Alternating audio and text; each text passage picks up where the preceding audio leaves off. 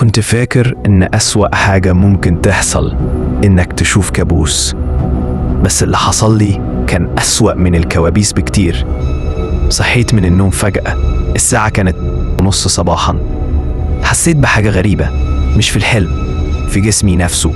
ريحة غريبة في هدومي، وجسمي كله مرهق كأني كنت بجري، وعضلاتي مش بتستجيب.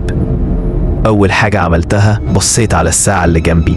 الغريب قبل ما انام كنت لسه باصص عليها، وكانت 3، يعني في ساعة ونص مفيش أي ذكرى عنها. لا حلم، لا صوت، لا تقليب في السرير، ولا حتى إحساس بالوقت. نمت مش فاكر، صحيت مش عارف أنا نمت أصلا. دخلت الحمام، لاحظت إن ضوافري مش نظيفة وتحتها طين في شقتي. جبت هدومي اللي كنت لابسها، لقيت آثار تراب على طرف البنطلون وحاجة شبه خدش صغير في ركبتي.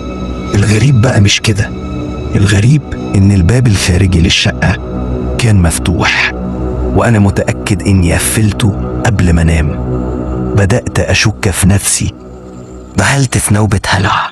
بدأت أكتب كل حاجة بشوفها، كل تصرف بعمله، حتى جربت أسجل لنفسي صوت وأنا نايم. بس تاني يوم لما صحيت لقيت التسجيل متشال.